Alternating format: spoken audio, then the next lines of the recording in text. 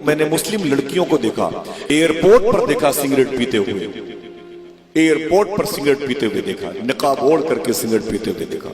آپ کو نہیں معلوم کہ 2014 سے 2021 چل رہا ہے، 40,000 مسلم لڑکیاں اپنا مذہب بدل چکی ہیں۔ خنزیر کا گوشت کھانے والوں کے ہونٹ سے ان کے ہونٹ لگے ہوئے ہیں۔ 40,000 مسلم لڑکیاں، وہ تمہاری بہنیں نہیں، میری بہن نہیں ہیں، میری بیٹی آپ کی بیٹی نہیں، حضور کی امت کی لڑکیاں تھیں۔ کہاں جا کے بیڑا ڈوبا ہے ہمارا۔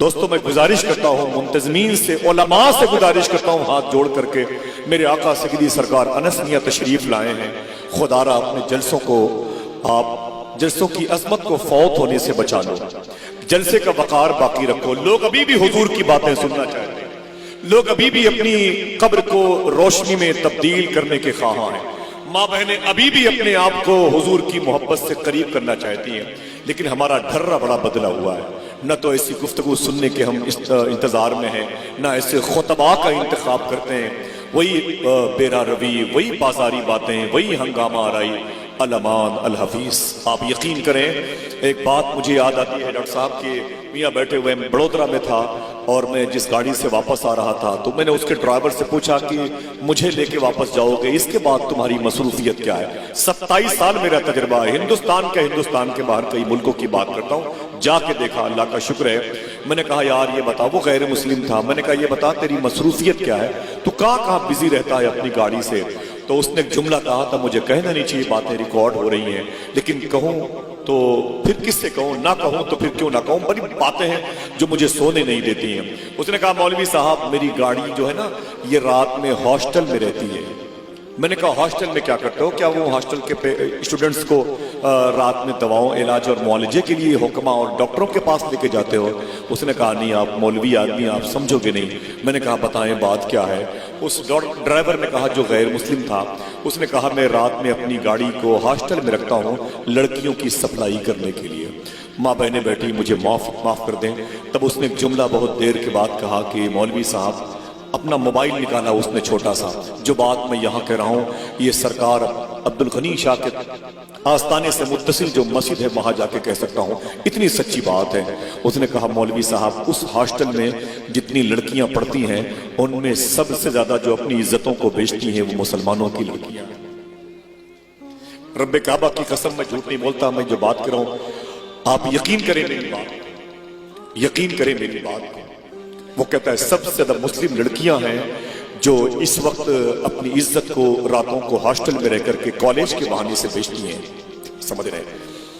بہت سے لوگ جلسوں میں بھی آتے ہیں، وہی ان کی نظریں خراب رہتی ہیں، خدا قسم بڑا درد ہوتا ہے۔ اس سے بہتر ہوتا ہے کہ جلسوں کے دروازے کلوز کر دیے جائیں۔ لوگوں کو شرم نہیں آتی، حضور کی مجلسوں میں بھی باتیں حضور کی چلتی رہتی ہیں اور ماں بہنوں کے چہروں کی طرف تاکتے رہتے ہیں۔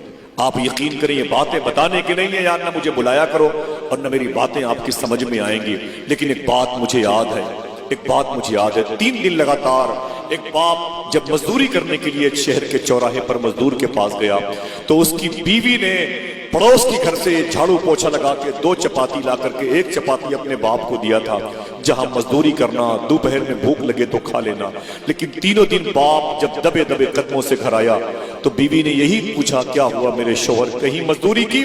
تو شوہر نے کہا کہ نا مجھے کسی نے کام کے لیے انتخاب نہیں کیا، بڑے بڑے اچھے صحت مند مزدور تھے، لوگ انہیں اٹھا لے گئے اور مجھے کسی نے چھوا تک نہیں۔ بیوی، بچے، جوان بیٹی رونے لگی، بیٹی رات بھر روتی رہی، تکیے کو آنسوؤں سے جذب کرتی رہی۔ پھر اس نے اٹھ کر کے صبح کو پلان بنایا، اپنی ماں سے کہا ماں ایک سہیلی کی شادی میں جا رہے ہیں، سنو نوجوانوں میرے دوستو، تمہارے گھر میں بہن بیٹیاں بیٹھی ہیں اور جتنے لوگ یہاں پر آئے ہو یہ سب حضور کی امت کی لڑکیاں ہیں، یہ تمہاری ماں، تمہاری بہن، تمہاری بیوی اور تمہاری پاکیزہ گود کی بیٹیاں کا کہیں نہ کہیں سے کوئی نہ کوئی رشتہ ہے، اچھی نگاہ سے انہیں دیکھو۔ سنو اس بات کو یاد کر لو اور آپ جو گفتگو ہوئی ہے اسے لے کے اپنے گھر جاؤ۔ بھول جانا تو یہ ریکارڈنگ ہو رہی ہے، آپ اس چینل کا نام یاد کرنا، اسے سننا اور اسے اپنی بہن بیٹیوں کو سنانا۔ 10-20 روپے جیب میں ہو تو کسی چائے خانے پہ جا کے انہی باتوں کو کسی دوسرے سے بتانا۔ سمجھ رہے میری بات؟ اپنے ریڈ اینڈ چیف کے چپلوں کے بارے میں بڑی باتیں کرتے ہو، اچھی ڈیزائننگ والے کپڑوں کے بارے میں بڑی باتیں کرتے ہو، کبھی کسی چائے خانے پر بیٹھ کے مدینے والے کی باتیں کرنا، یار حضور کے کلچر کی بات کرنا، حضور کی تہذیب کی بات کرنا सुनो, वो 3 दिन के बाद जब रोया तो सुबह को चौथी जब यौम की सूरज की पौ फूटी ना, तो उसकी लड़की जवान अपनी माँ से बोली, माँ मुझे सहेली की शादी में जाना है। माँ ने कहा जा बेटी। नहा धुल के कपड़े पहन के वो लड़की तैयार हुई और तैयार होने के बाद वो निकाब पहन के चली गई। शाम को आई, दरवाजे पर एक लात मारी, दरवाजा खुल गया। चीख मार के मेरे मौला मेरे मौला मेरे मौला कह के थराम से चारपाई पर गिरी। बाप को आवाज दी, बाप आ गया। माँ बैठ गई, बोले बेटी क्या बात है, इतना तड़पी क्यों, इतना चीखी क्यों? लड़की उठ के बैठ गई, बोले मेरी बाप 3 दिन से तुझे देखती हूँ, तू रोजाना मजदूरी के लिए जाता है लेकिन कोई तुझे मजदूर नहीं बनाता। मेरे घर में जो चमड़े की चप्पल है ना, मेरी माँ उस चप्पल को निकाल निकाल के मेरे छोटे भाइयों को खिलाती है, पानी में भिगो भिगो के। मेरे बच्चे, जब भूख की बात होती है, खाने की बात होती है, ये मेरे छोटे छोटे भाई बहन है ना, अब्बू ये आपके बच्चे हैं, मेरी बहनें हैं, मेरे भाई हैं, जब कोई खाने की बात करता है तो उसको इतने गौर से सुनते हैं कि लगता है इनका पेट भर जाएगा। इतने भूखे, पत्थर उठा उठा के चाटते हैं मेरे बच्चे, मिट्टियां फांक लेते हैं मुंह के अंदर। पानी को देख करके अपनी भूख मिटाना चाहते हैं। इनकी गरीबी को देख करके, इनके दर्द को देख करके मुझे लगा कि शायद मेरी माँ मर जाएगी, मेरी ये बहनें, मेरे भाई, मेरा बाप मर जाएगा। बोले फिर क्या हुआ, तू इतना चीखी क्यों? लड़की कहती है मैंने रात में प्लान बना लिया, मैंने रात में आईने में अपना चेहरा देखा, मेरे होंठ, मेरी आंखें, मेरे लबो रुखसार बड़े कीमती नजर आए। अब्बू मैंने रात में फैसला कर लिया, अपने होंठ को बेचूंगी, अपने लब को बेचूंगी, अपने रुखसार का सौदा करूंगी, अपने जकन का सौदा करूंगी, इसे डुड्डी कहते हैं, अपनी पेशानी को बेचूंगी, अपनी पलकों की हुस्न की रस्सियों में लोगों को कैद करूंगी। बाप ने कहा बेटी ये तुमने क्या फैसला किया? लड़की ने कहा खबरदार मेरे बाप, बोलना नहीं, मेरी बात सुनो। कहा फिर क्या हुआ? कहा सुबह को नहा करके नए कपड़े पहन के नकाब ओढ़कर मैं निकली। माँ से मैंने बहाना बताया कि मेरी सहेली की शादी है, लेकिन मेरे बाप मेरी माँ किसी की शादी नहीं थी। बोले गई थी कहाँ दिन भर? तो लड़की ने रो के कहा अब्बू मैं वहां गई थी जहां शहर के चौराहे पर ओबाश, टपोरी, अय्याश, शराब पीने वाले लड़के लड़कियां दिन भर नंगा नाच करते हैं, जहां जिन लोगों के जिस्म पे कपड़े नहीं होते हैं, दिन भर शराब पीने वाले लोग वहां जमा होते हैं, एक दूसरे के जिस्म का सौदा होता है। मैं वहां पर चली गई। मेरे बाप बोले क्या करने गई थी? बोले मेरे बाप बोलना नहीं, मेरी बात सुने। बोले बता मेरी बेटी। तो लड़की कहती है मेरे अब्बू मैं वहां पर चली गई और जाने के बाद मैंने अपने चेहरे से नकाब की पट्टी हटाई, शायद कोई मेरी आंख की झील में डूब जाए, लेकिन किसी लड़के ने मेरी आंख की चमक को नहीं देखा। फिर मैंने और नकाब की पट्टी हटाई, शायद किसी लड़के को मेरे लब के हुस्न की चमक मुतासिर कर सके। किसी ने मेरे होंठ और रुखसार का जो गाजा था उससे फायदा नहीं उठाया।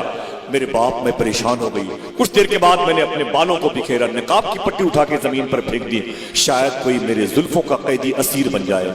लेकिन मेरे बाप अफसोस ये है कि सुबह से शाम तक न जाने कितनी लड़कियां आती रहीं, लड़के आते रहे, लोग गुनाह के दलदल में डूबते रहे, लेकिन किसी लड़के ने मेरी तरफ बुरी नजर नहीं डाली है। मेरे बाप मैं तड़पती रही, शायद मेरे कोई जिस्म को खरीद ले, उसके बदले में दाल चावल के पैसे मिलेंगे, मेरी इज्जत नहीं रहेगी तो क्या हुआ, कम से कम मैं अपने मरते हुए बाप को, मरते हुए बहन को बचा लूंगी। इसलिए फिर क्या हुआ?